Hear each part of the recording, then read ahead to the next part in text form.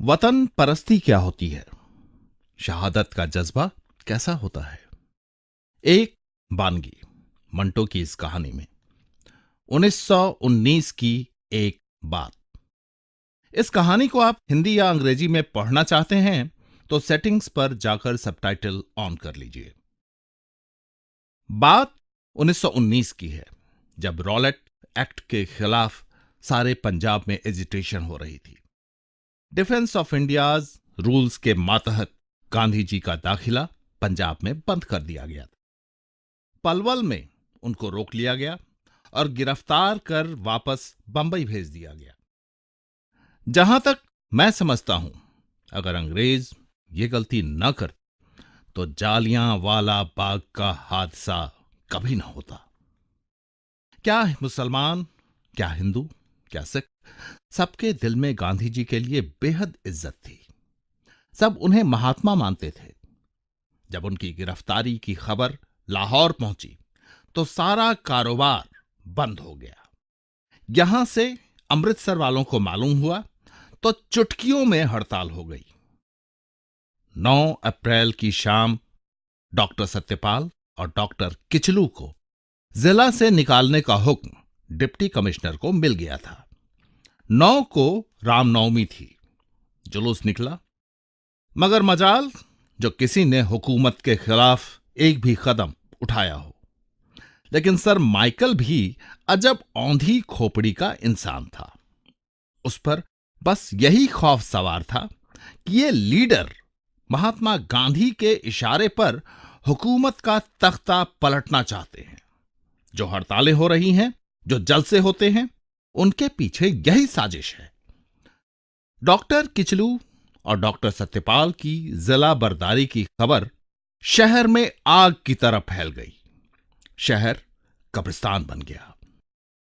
पर इस कब्रिस्तान की खामोशी में भी एक शोर था। जब डॉक्टर किचलू और डॉक्टर सत्यपाल की गिरफ्तारी की खबर आई तो लोग हजारों की तादाद में इकट्ठा हुए कि डिप्टी कमिश्नर के पास जाएं और अपने लीडरों की जिला बर्दारी का हुक्म रद्द करने की दरख्वास्त करें। मगर वो जमाना दरख्वास्त सुनने का नहीं था। सर माइकल औंधी खोपड़ी का हाकिम था। उसने दरख्वास्त सुनना तो दूर, लोगों के इस जमावड़े को ही गैर कानूनी करार दे दिया। डिप्टी कमिश्नर साहब का बंगला सिविल लाइंस में था। हर बड़ा अफसर और हर बड़ा मुलाजिम शहर के इस अलग थलग हिस्से में रहता था। शहर और सिविल लाइंस को मिलाने वाला एक पुल है, जिससे गुजरकर आदमी ठंडी सड़क पर पहुंचता है। हुजूम जब हॉल दरवाजे के करीब पहुंचा तो मालूम हुआ कि पुल पर घुड़सवार गोरों का पहरा है। हुजूम बिल्कुल न रुका और बढ़ता गया। जोश कितना था बयान नहीं किया जा सकता, लेकिन सब निहत्ते थे। किसी के पास एक मामूली छड़ी तक न थी। वो तो सिर्फ हाकिम शहर से दरख्वास्त करने निकले थे कि डॉक्टर किचलू और डॉक्टर सत्यपाल को रिहा किया जाए। हुजूम पुल के करीब पहुंचा तो गोरों ने फायर शुरू कर दिए। वो गिनती में सिर्फ 20-25 थे और हुजूम सैकड़ों में, लेकिन गोली की दहशत बहुत होती है। अफरा तफरी फैल गई। कुछ गोलियों से घायल हुए और कुछ भगदड़ में जख्मी हुए। गोलियां चलनी बंद हुई तो हुजूम तितर बितर हो चुका था। जख्मी सड़क पर पड़े थे और पुल पर गोरे हंस रहे थे। शोर सुनाई दे रही थी, जैसे बहुत से लोग गुस्से में चीख चिल्ला रहे हों। 30-40 नौजवानों ने जोश में भरे पत्थर उठाकर दरवाजे के घड़ियाल पर मारना शुरू किया। अचानक एक लड़के ने बाकियों से कहा, चलो मलिका का बुत तोड़ें। दूसरे ने कहा, नहीं यार, कोतवाली को आग लगाएं। तीसरे ने कहा, और सारे बैंकों को भी। चौथे ने उनको रोका, ठहरो, इससे क्या फायदा, चलो पुल पर उन गोरों को मारें। यह चौथा थैला खंजर था। नाम मोहम्मद तुफैल था, मगर थैला खंजर के नाम से मशहूर था, इसलिए कि एक तवायफ के घर से था। बड़ा ही आवारा, छोटी उम्र में ही जुए और शराबखोरी की लत। उसकी दो बहनें शमशाद और अलमास अपने वक्त की हसीन तवायफें थीं। शमशाद का गला बहुत अच्छा था। उसका मुजरा सुनने के लिए दूर से रईस आते थे। दोनों अपने भाई के करतूतों से बहुत नाराज रहती थीं, फिर भी वो किसी न किसी तरह अपनी जरूरत के लिए उनसे कुछ न कुछ वसूल ही लेता था। पुरजोश लड़कों ने उसकी बात न सुनी और मलिका के बुत की तरफ बढ़ने लगे। उसने फिर उनसे कहा, मैंने कहा मत जाया करो अपना जोश, इधर आओ मेरे साथ, चलो उन्हें मारें जिन्होंने हमारे बेकसूर आदमियों की जान ली है। खुदा कसम हम सब मिलकर उनकी गर्दन मरोड़ सकते हैं, चलो। कुछ रवाना हो चुके थे, बाकी रुक गए। थैला पुल की तरफ बढ़ा तो उसके पीछे चलने लगे। एक ने कहा, मत जाओ यार, क्यों अपनी और उनकी जान के पीछे पड़े हो। थैले ने यह सुनकर एक अजीब सा कहकहा लगाया और कहा, थैला सिर्फ ये बताने चला है कि वो गोलियों से डरने वाला नहीं। फिर वो अपने साथियों से मुखातिब हुआ, तुम डरते हो तो वापस जा सकते हो। ऐसे मौकों पर बढ़े हुए कदम उल्टे कैसे हो सकते हैं, और वो भी उस वक्त जब लीडर अपनी जान हथेली पर रखकर आगे आगे जा रहा हो। थैले ने कदम तेज किए तो उसके साथियों को भी करना पड़ा। हॉल दरवाजे से पुल का फासला ज्यादा नहीं, कोई 60-70 गज के करीब होगा। थैला सबसे आगे था। जहां से पुल का जंगला शुरू होता है, वहां से 15-20 कदम के फासले पर 2 घुड़सवार गोरे खड़े थे। थैला नारे लगाता जब आगे बढ़ा तो फायर हुआ, लेकिन वो गिरा नहीं, उसी तरह आगे बढ़ता रहा। उसके बाकी साथी डर से भाग खड़े हुए। उसने मुड़कर पीछे देखा और चिल्लाया, भागो नहीं, आओ। एक और फायर हुआ। पलटकर उसने गोरों की तरफ देखा और अपनी पीठ पर हाथ फेरा। उसकी सफेद कमीज पर लाल लाल धब्बे उभरने लगे। वो तेजी से बढ़ा जैसे जख्मी शेर। एक और फायर हुआ। वो लड़खड़ाया, मगर एकदम मजबूत कदमों से घुड़सवार गोरे पर लपका और अचानक घोड़े की पीठ खाली थी। गोरा जमीन पर और थैला उसके ऊपर। दूसरे गोरे ने, जो करीब था और पहले बौखला गया था, बिदकते हुए घोड़े को रोका और धड़ाधड़ फायर शुरू कर दिए। पुल पर गोलियां खाकर हुजूम भड़क उठी थी। नतीजा यह हुआ कि मलिका का पुत तोड़ने की कोशिश की गई। टाउन हॉल और 3 बैंकों को आग लगी और 5 या 6 यूरोपियन मारे गए। खूब लूट मची। लूट खसोट की अंग्रेज अफसरों को उतनी परवाह नहीं थी, लेकिन 5 या 6 यूरोपियन हलाक हुए थे। इसका बदला लेना था। डिप्टी कमिश्नर ने शहर की बागडोर जनरल डायर के सुपुर्द कर दी। जनरल साहब ने 12 अप्रैल को फौजियों के साथ शहर के बाजारों में मार्च किया और दर्जनों बेगुनाह आदमी गिरफ्तार किए। 13 को जालियांवाला बाग जलसा हुआ। करीब 25,000 का मजमा था। शाम के वक्त जनरल डायर फौजियों के साथ वहां पहुंचा और निहत्थे आदमियों पर गोलियों की बारिश शुरू कर दी। उस वक्त तो किसी को नुकसान का ठीक अंदाजा नहीं था। बाद में जब तहकीकात हुई तो पता चला कि 1,000 हलाक हुए हैं और 3-4 हजार के करीब जख्मी। लेकिन मैं थैले की बात कर रहा था। गोरे की पहली गोली उसे लगी। आवाज सुनकर उसने पलटकर अपने साथियों की तरफ देखा और उन्हें हौसला दिलाया था। जोश में उसे मालूम न हुआ कि उसकी छाती में गर्मा गर्म सीसा उतर चुका है। दूसरी गोली उसकी पीठ में लगी, फिर तीसरी सीने में।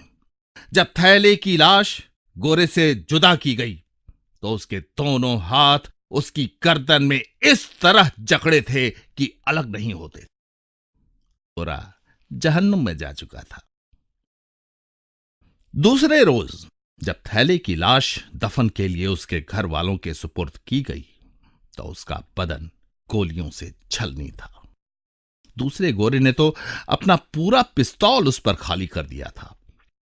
मेरा ख्याल है कि उस वक्त तक मरहूम की रूह जिस्म से निकल चुकी थी। उस शैतान के बच्चे ने सिर्फ उसके मुर्दा जिस्म पर चांदबारी की थी। जब थैले की लाश मोहल्ले में पहुंची तो कोहराम मच गया। अपनी बिरादरी में वो इतना मकबूल न था, लेकिन उसकी कीमा कीमा लाश देखकर सब धाड़े मार मार कर रोने लगे। उसकी बहनें शमशाद और अलमास तो बेहोश हो गईं। मरहूम मोहम्मद तुफैल एक तवायफ का लड़का था। इनकलाब की इस जद्दोजहद में उसे पहली गोली लगी थी। 10वीं या 50वीं, इसकी किसी ने तहकीकात नहीं की। शायद इसलिए कि सोसाइटी में इस गरीब का कोई रुतबा नहीं था। पंजाब के इस खूनी गुसल में नहाने वालों की फहरिस्त में थैले कंजर का नामो निशान तक न होगा, और यह भी पता नहीं कि ऐसी कोई फहरिस्त तैयार हुई भी थी या नहीं। बेहद अफरा तफरी के आलम में उस गरीब को जल्दी जल्दी यूं दफना दिया गया जैसे उसकी मौत एक संगीन जुर्म थी जिसके निशानात वो मिटा देना चाहते थे। थैला मर गया, थैला दफना दिया गया, लेकिन इस दास्तां का एक अफसोसनाक हिस्सा अभी बाकी है। थैले की दोनों बहनें शमशाद और अलमास बेहद खूबसूरत थीं। शमशाद लंबी थी, पतले नैन नक्श, गोल आंखें। ठुमरी बहुत खूब गाती थी, फतेह अली खां साहब से तालीम लेती रही थी। दूसरी थी अलमास। उसके गले में सुर नहीं थे, लेकिन मुजरा करती तो उसके अंग अंग बोलते। हर भाव में एक घात होती थी। आंखों में वो जादू था जो हर एक के सर चढ़ के बोलता था। इन दोनों बहनों के हुस्न का जिक्र किसी खुशामदी ने फौजी अफसरों से कर दिया। बलवे में एक मेम मिस, क्या नाम था, मिस शरवर्ड मारी गई थी। तय हुआ कि उनको बुलाया जाए और जी भरकर इंतकाम लिया जाए। आप समझ गए ना इंतकाम का मतलब। जब ऊपर से इलाके के थानेदार को ऑर्डर मिला तो वो फौरन तैयार हो गया। खुद शमशाद और अलमास के मकान पर गया और कहा कि साहब लोगों ने याद किया है, मुजरा सुनना चाहते हैं। भाई की कब्र की मिट्टी भी अभी तक खुश्क नहीं हुई थी। अल्लाह को प्यारा हुए इस गरीब को सिर्फ 2 दिन हुए थे कि यह हुक्म हुआ कि आओ हमारे हुजूर के लिए नाचो। थैला उनका भाई था। उसने किसी लड़ाई भिड़ाई में अपनी जान नहीं दी थी। वो शराब पीकर दंगा फसाद करते हुए हलाक नहीं हुआ था। उसने वतन की राह में बड़े बहादुराना तरीके पर शहादत का जाम पिया था। वो एक तवायफ के घर से था, लेकिन वो तवायफ एक मां थी, और शमशाद और अलमास उसी मां की बेटियां थी, और थैले की बहनें तवायफें बाद में थीं। वो गईं, खूब सज संवर कर, 16 सिंगार करके अपने बुलाने वालों के पास गईं। खूब महफिल जमी। दोनों बहनों ने अपने अपने जौहर दिखाए। शराब के दौर चलते रहे और वो नाचती गाती रहीं। दोनों दौर साथ साथ चलते रहे। रात के 2 बजे तो एक बड़े अफसर के इशारे पर महफिल बर्खास्त हुई। महफिल तन्हा हुई तो दोनों बहनों ने अपने पोशाक नोच डाले, पूरी तरह नंगी हो गईं। कहा, लो देख लो, हम थैले की बहनें हैं, उस शहीद की जिसके खूबसूरत जिस्म को तुमने सिर्फ इसलिए अपनी गोलियों से छलनी किया था कि उसमें वतन से मोहब्बत करने वाली रूह थी। हम उसी थैले की खूबसूरत बहनें हैं। आओ, हमारा खुशबुओं में भरा हुआ जिस्म दागदार करो, मगर ऐसा करने से पहले हमें सिर्फ एक बार अपने मुंह पर थूक लेने दो। बस उनको, जी हां, उनको गोलियों से उड़ा दिया गया। मंटो के कुछ और अफसाने सुनना चाहते हैं तो लाइक कीजिए, सब्सक्राइब कीजिए, शेयर कीजिए, बेल बजाइए इस चैनल का और इंतजार कीजिए अगले हफ्ते नोटिफिकेशन का। मंटो की एक और कहानी मेरी जुबान।